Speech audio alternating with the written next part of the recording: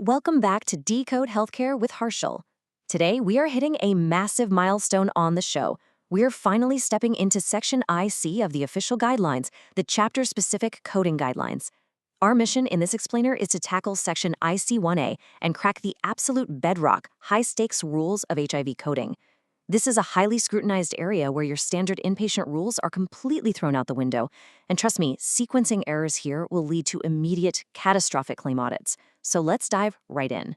Here is our syllabus for today. We'll start with cracking HIV coding rules, cover the confirmed-only exception, navigate the one-way street from Z21 to B20, map out our sequencing crossroads, and then wrap things up with a quick summary and next steps. Section 1. Cracking HIV coding rules, high stakes and strict exceptions. We're starting with Section IC1A, where medical coding truly acts as a strict, unforgiving legal framework. Let me challenge your assumptions right out of the gate. Ask yourself, can you code probable or suspected HIV for an inpatient at discharge? Normally, we're trained from day one to code rule out inpatient conditions, right? Well, HIV completely shatters that foundational rule. Section 2. The confirmed-only exception, the absolute ban on suspected conditions. This is honestly the first major trap coders fall into. You know, this is where a lot of coders experience some serious cognitive dissonance. Your standard inpatient rule basically says, go ahead, code that suspected pneumonia.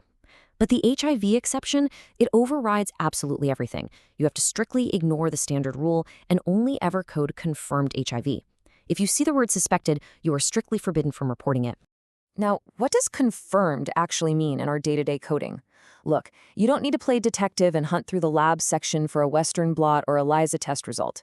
The official guidelines make it crystal clear. The physician's documented diagnostic statement itself is your absolute legal green light.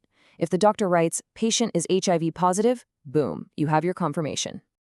But if you spot any of the words on this list in the chart, suspected, probable, possible, or questionable HIV, I want you to picture a giant, flashing red "Do Not Code" stamp right over the page. Protect the patient and protect your claim by leaving those completely off until a definitive diagnosis is officially established. Section 3. Z212B. One-way street. The lifelong shift in medical records. All right, now that we've got confirmation sorted out, we really need to distinguish between active disease and asymptomatic status. What's critical to understand here is that Z21 specifically captures patients who are positive but entirely asymptomatic. They feel fine. There are 0 active HIV-related illnesses documented, and their chart just says HIV positive. That is a textbook Z21. Contrast that with B20. This is the heavyweight code.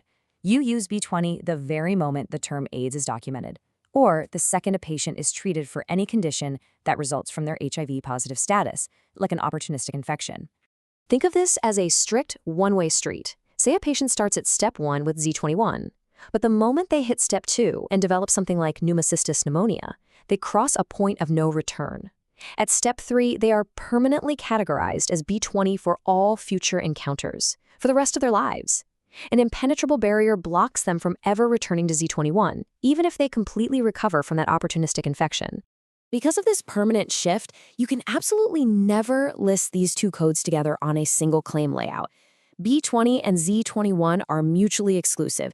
If you try to submit them together, it's going to trigger an immediate clearinghouse structural rejection. It's one or the other, and once it becomes B20, it stays B20 forever. Section 4. The sequencing crossroads, determining the principal diagnosis. This is where the coding gets incredibly strategic. We're going to map out the exact sequencing pathways to prevent those catastrophic claim rejections. The golden rule here is beautifully simple. Sequencing depends entirely on the reason for admission.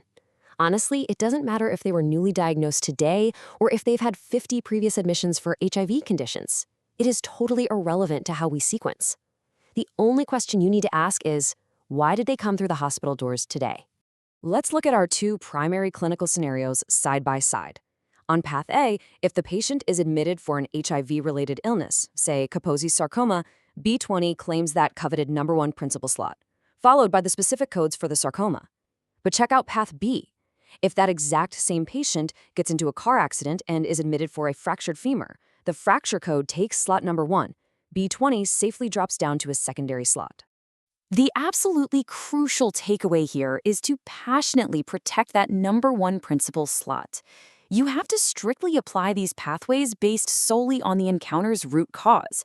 Don't ever let the mere presence of a B20 diagnosis blind you to why the patient is actually receiving inpatient care today. Section 5. Summary and next steps. Protecting your claims.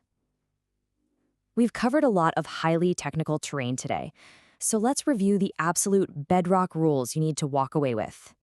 Keep these 4 strict guidelines locked in your mind. HIV is the massive exception, only code-confirmed cases. The provider's statement is all the legal confirmation you need. Moving from Z21 to B20 is a strict one-way street, so never put them on the same claim. And finally, your principal sequencing is driven purely by the reason for admission. Mastering these rules is going to empower your coding accuracy and help you completely avoid those terrifying claim audits. That brings us to the end of today's deep dive. Please make sure to subscribe, hit that like button, and share this explainer with your networks so you don't miss out on our ongoing journey through the guidelines. Next time on Part 34, we are taking on Section IC1.D, sepsis, severe sepsis, and septic shock. Remember, just one coding error with HIV permanently alters a patient's medical record, so you really have to protect your patients and your claims. Speaking of high stakes, are you ready to tackle the absolute mountain of sequencing rules for systemic inflammatory response syndrome and localized infections? If you thought HIV coding was intense, just wait until we get to sepsis. See you then.